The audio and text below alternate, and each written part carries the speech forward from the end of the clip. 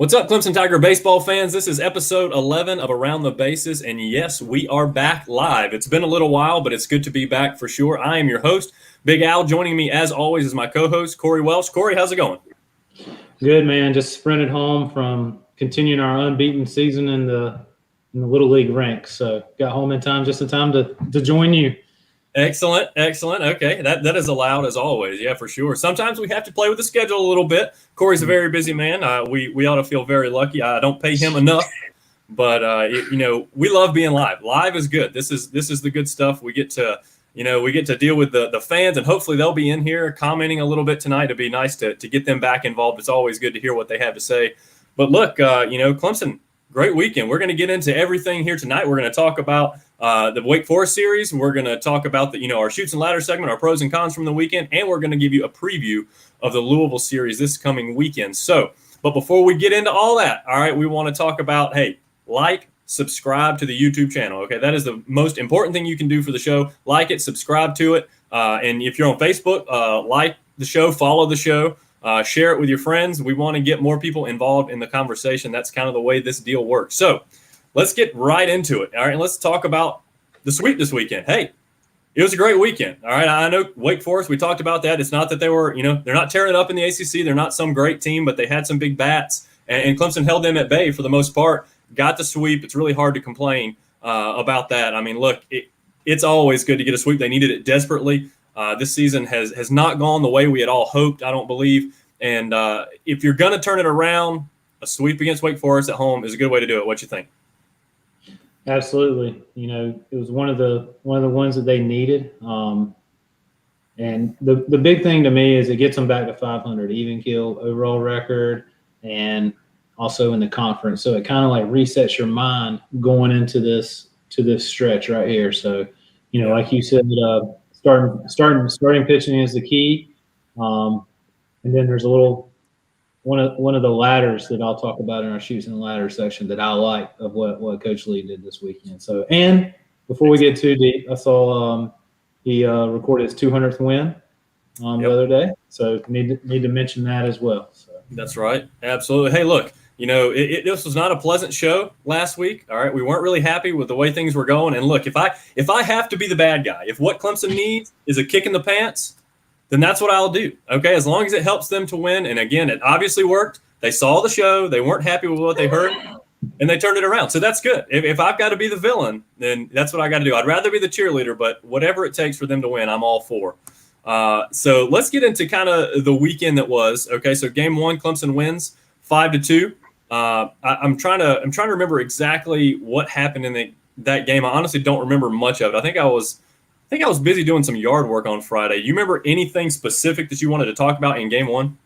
The main thing to me, we've talked about the highs and lows of Mac Anglin. He was definitely very sharp on Friday night. I think I saw a career high with 11 strikeouts, 6 1/3. And the thing that we talked about, too, in the preview was Wake Forest guy on the mound, Cusick. He was going to be a tough out. He threw well, 6 1/3.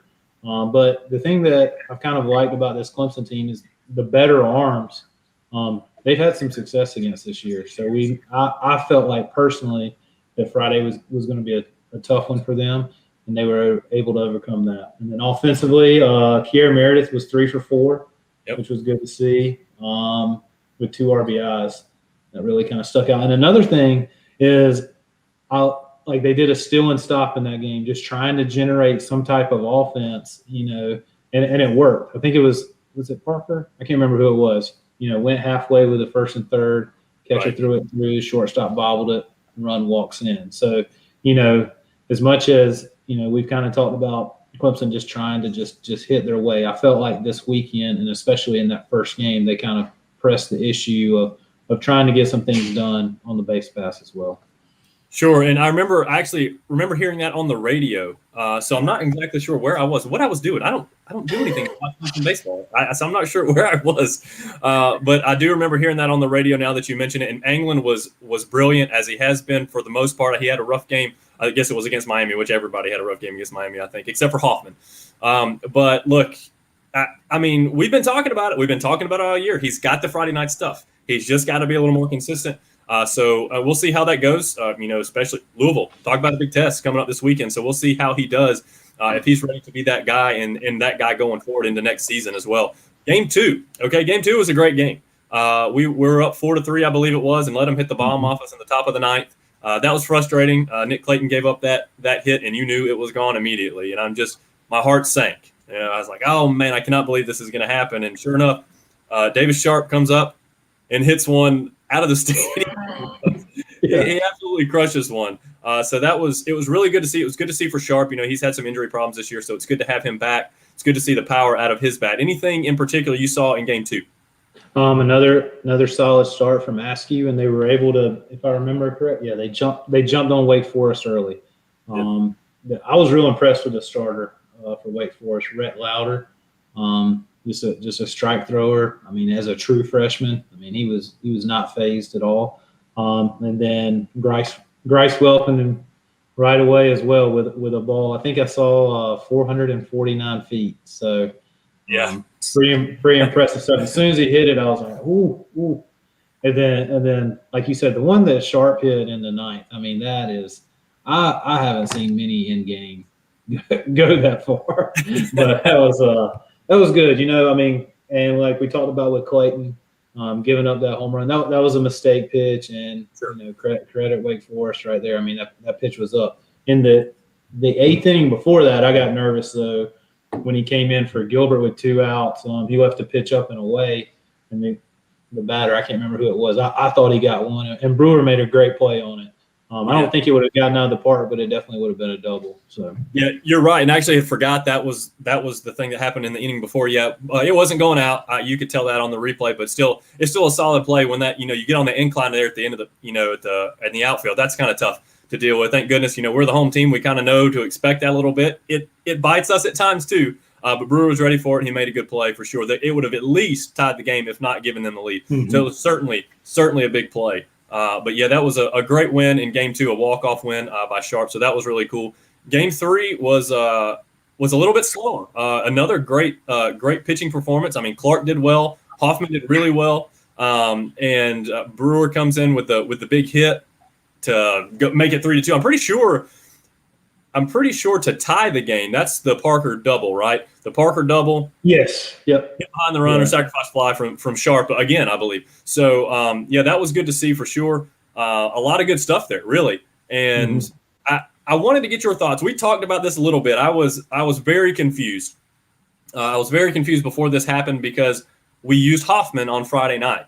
And I immediately texted you, what in the world is going on? Because as we have talked about, Hoffman has been your Sunday guy these past couple series and has done great.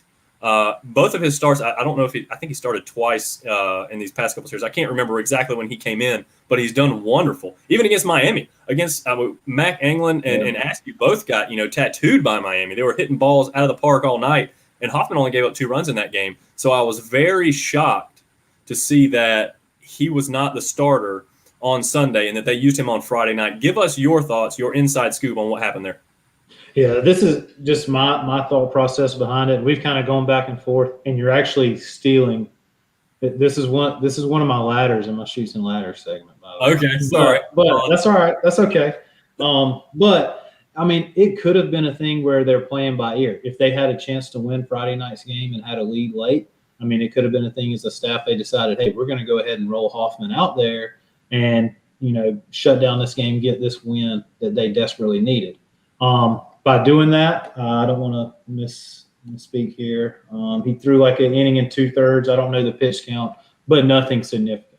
So, it was kind of tough for him to roll him into a starting role, on Sunday.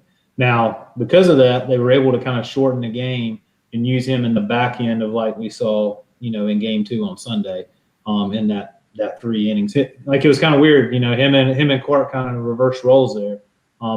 Now, let's say luckily this didn't happen. I tip my cap to the staff here. If this is what they did, this is just my thought process.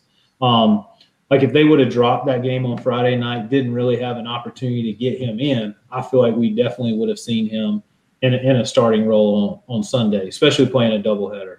So, you're not going to roll him out there twice, but being able to limit his pitch count and let him mean, it's kind of like I told you, like if I were, like you want your best arm available for 2 of the 3 games, and that's what they did this weekend. Is it something they're going to stick with moving forward? I mean, I don't know. It's not when it works out, it's a great strategy. But then when it doesn't, you're kind of sitting there scratching your head. So it's just kind of those, it's like in football, it's great if you go for it on 4th and 2 and it works, but if you don't, you're like, what the heck? So it's kind of one of those things. So yeah, and look, you kind of stole my next question from me, so we're even now, because I was going to ask you, is this something they're going to do moving forward? Is this because personally, I think Hoffman should have been the starter on Sunday. That's kind of my thought process. I know you were telling me over text or Snapchat or something. You were telling me, hey, you get to use that guy twice, which is a really cool deal, and you're right. But in that same sense, if Mac Anglin is going to be the Friday night guy and going to be dominant, I'd like to use him twice. I'd like to use Askew twice. It's just a weird deal to not have a starter and that be his role for the whole weekend. It's just kind of interesting to see their thought process there. I'd like to hear more from them. But hey, the fact of the matter is, like you said, it worked out. I don't know if it was a matchup thing. I don't know if they're going to continue this as the season moves on. I don't know if they're going to make Hoffman the Sunday guy again, or if they're going to kind of platoon it. I'm not really sure. Yeah. It's going to be kind of fun to watch, but regardless, they got the sweep. That was a huge deal, and that's something we're gonna need to see a lot more of for sure. If the Tigers have any hope, and I understand it's very dim right now, the postseason hope is very dim, other than the ACC tournament, unless they were to go on some miracle run in that. But this is a good way to turn it around. I've seen Clemson baseball teams do this before. I've seen them do this before. They get hot in the second half of the season, and I'm hoping that's exactly what's going to happen this time as well. So we'll see how it goes from here. Now it's time for the famous Shoots and Ladders segment. This is our pros and cons for the weekend. So the shoots are the cons, all right, and the ladders are the pros. Go ahead and hit us with your shoots.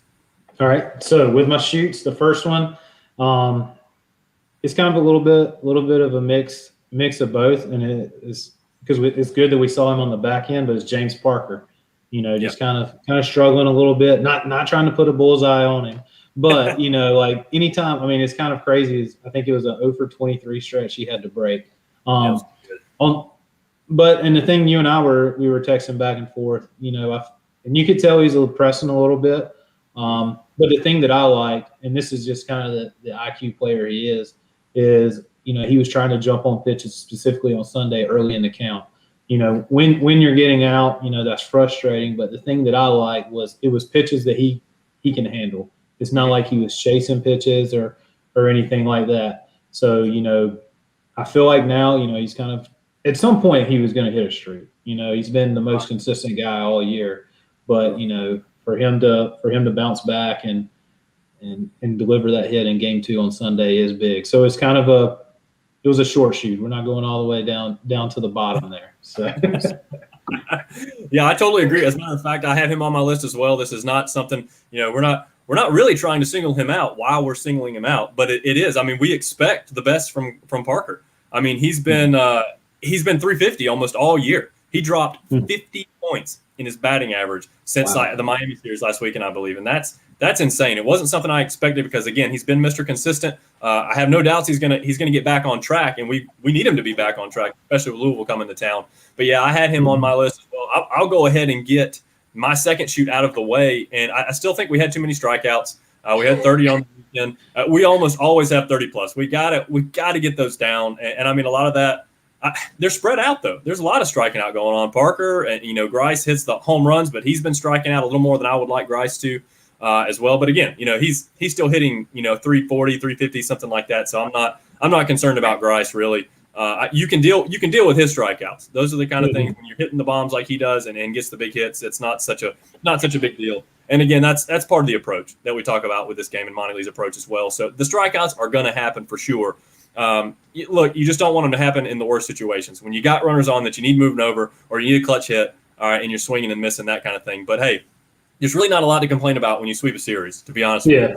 Those are the only 2 little minor things that I had. Do you have anything else on your shoot list?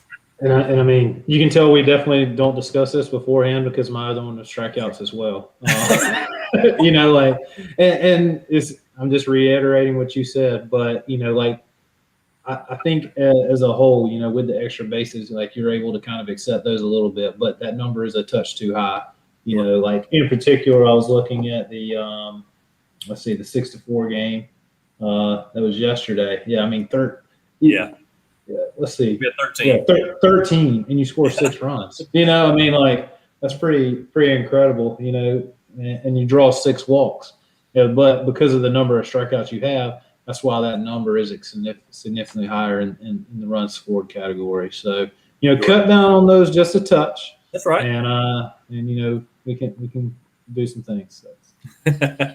Well, hey, the vegetables are out of the way. Let's get to the dessert. Let's get to the good stuff. All right. Let's talk about the pros. Let's talk about the ladders of the weekend. Give me your list.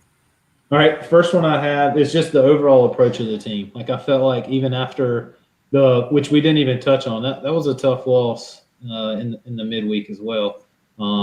Which we didn't even get to. I think that was kind of like when some of those, you know, they kind of go off the field, I was like, oh boy, you know, this is like one of those things that could really steamroll into a really negative season. But I think having that was on Tuesday, so having Wednesday and Thursday to kind of reset, I think, tip to the coaching staff here, I think they did a great job getting those guys prepared to play. And like I talked about earlier, we had I feel like there was some attention to detail on the base running just from what I could see from the outside. You know, they're a little more aggressive on the bases, trying to make some things happen. So, you know, just the overall approach of the game. I felt like, to me, on Friday night and even on Sunday, like it wasn't a team that, you know, really going into Sunday, they had lost 7 out of 8. I don't think that was the type of team that took the field. So kudos to that. Yeah, I would agree. I actually have 5. Okay, I'm going to try to go through these quickly. All right, I'm going to try to go through these pretty quickly. We talked about Kiera Meredith and his great opening day on Friday. Again, he went 5 for 13 on the weekend. Okay, he's hitting about 350. I think that he's hit about 350, 380, something like that for the weekend, which is kind of what, honestly, I think that's actually closer to 400. But anyways, I think that's what I expected him to be. I expected him to be a 350 hitter this year. He started off, again, with his hair on fire, and then he hasn't really been able to do that since. So we need him to be above 300 consistently. He's got to be getting some base hits. I think he's popping up a little too much. But for the most part, he had a really good weekend, and we need to see more of that from Kier for sure. And, you know, the starting pitching did well. We mentioned that earlier as well. All the guys had good innings. Kier. I put Kier on my list, and that is not what I'm supposed to have. Askew had a bad fourth inning. He gave up 3 runs, and other than that, the pitchers did incredible this weekend. So hats off to those guys. Like you mentioned, they had some big bats in this Wake Forest lineup. A lot of homers could have been had, and Clemson just didn't let them. So that was really good. 1 error. Okay, we had 1 error on the weekend. How many times have we been able to say that this year? It has not happened often. The fundamental baseball in the field has not been very good, but they had an excellent weekend this weekend as well. And I'm pretty sure the error was Kier. He fielded a ball that turned out to be a double that he probably should have held him to a single, I believe. But again, a great weekend for the Tigers there. Sam Hallett second is my other. I love this guy at second. I think he's got crazy good athleticism and range. He's a huge upgrade there defensively at second base. Not to mention the fact he's hitting the ball really well too. Didn't have a great weekend this particular weekend, but he's been hitting the ball well. His average is up there. He's been a breath of fresh air for sure for the Tigers. And the last thing I want to say, and I think we actually briefly touched on it earlier, is the signs of the fundamental baseball. We've been talking about this all year that Clemson has come up short in this area. But when they were down 2-1 to Wake Forest in that last game, James Parker starts off with a double, okay, and he hadn't really hit all weekend, as we've been talking about. So he gets on with a double. Caden Grice comes up, hits a ground ball to the right side, hits behind him, gets him over to third, and then David Sharp comes up and hits the sacrifice fly to center.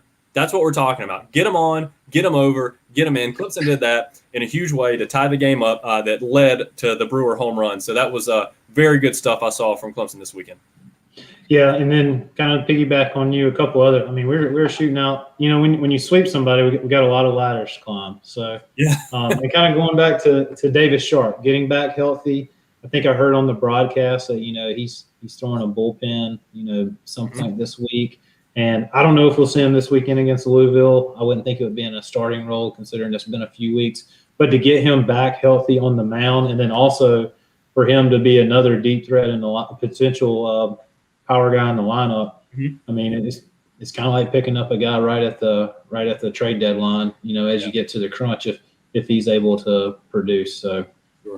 wanted to mention that as well. Yeah, absolutely. Is that all you have for the ladders? Yeah, I mean, golly, I could go on and on. Like some of them, like the Sam Hall. Like, I just think that him having. I was looking at the lineup on Sunday, and having him is kind of that veteran presence that has been good too at the top. Like, I really think there's something to be said with a guy that's been experienced and been through it. And I think he performed well, even though the numbers weren't great this weekend. He still put together some good at bats. Yep. Kind of going through there. So.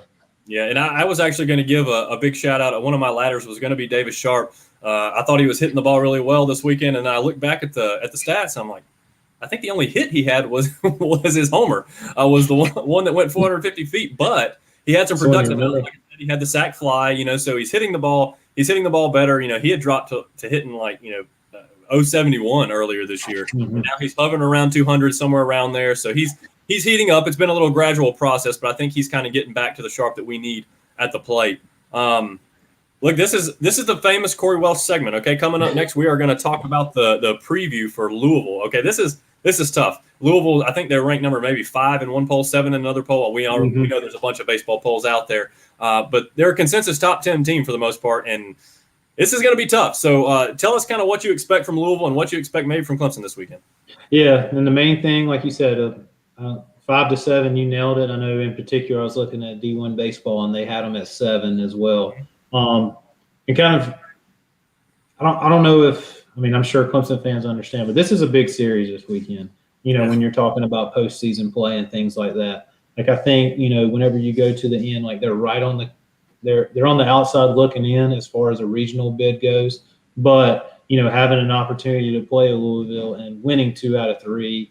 And then that kind of rolling forward, is huge. So this is like, and I feel like, everybody in the Tiger baseball programs understands that. Like, this is the weekend where you kind of put all your chips in and see where you're at. Louisville on the year, 23-11, 14-6 in the ACC. So have been strong. They, I don't know what happened. This is bad that I'm not sure, but they were scheduled to play Pittsburgh and it was canceled this weekend. I don't know if that's because of the weather or COVID. I really don't know. I know Pittsburgh has a strong program, right? But I didn't even dive in to see what the deal was. So I was looking at their schedule, and one thing that's kind of interesting is if that's the case, it's loading up here. They have not played a game since April the 20th. They'll go 10 days, which is kind of odd in it's kind of odd in college baseball to go that long, even though Clemson doesn't have a midweek this week because of exams. But some things that really stuck out to me with this pitching staff. They're really strong at the start, at the front of their games. Let's see, I got it right here. Michael Kirian, these numbers, they switch up on me. 5-0 on the year. There you go, 5-0 with a 2.91 ERA. So, and then you kind of look at it a little bit further. They got Luke Smith. He's the one that's kind of he is kind of struggling a little bit, 4.62 ERA, but with a 3-2 record. But they have another guy. Let's see, Luke Seed is the name. 33 innings. He's had a strong year as well.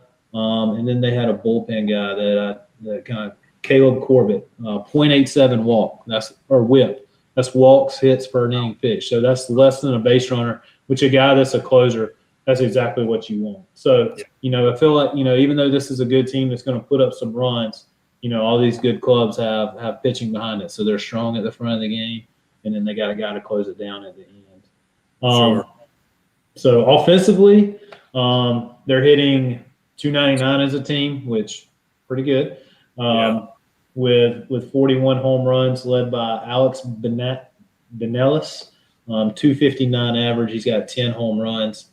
Statistically, based off what I'm seeing, probably their best threat is Henry Davis, who's hitting 398 on the year with 8 doubles and 8 home runs. So, and they got some guys that they've already swiped 90 bags as a team. Levi Usher, 23 for 25. That kind of stuck out to me. They already have 4 guys in the stolen base department with over 10 bags. So, I feel like they're gonna put some pressure on the catchers and the pitchers and things like that. But the stuff that the way to prevent that is by not letting them get on base, right? I mean, that's kind of how it needs to go. But you throw strike one, and then go to work from there and do what you need to do. You're able to keep those guys on base, and it seems like that'll kind of take them out of their game.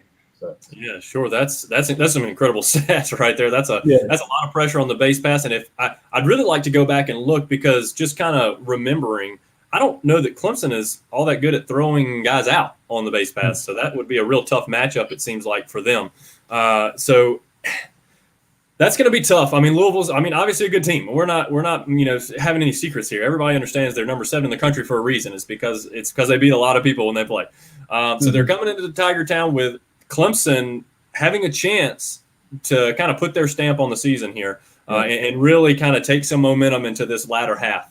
So this is going to be a very important series. It doesn't really matter how you do it. You've got to find a way to take this series. If you want any hope, besides, of course, like I said, going on a miracle run in the ACC tournament, if you want any hope in making the postseason, you've got to find a way to kind of shock the world and take 2 out of 3 this series for sure. I think that's something they're going to have to do.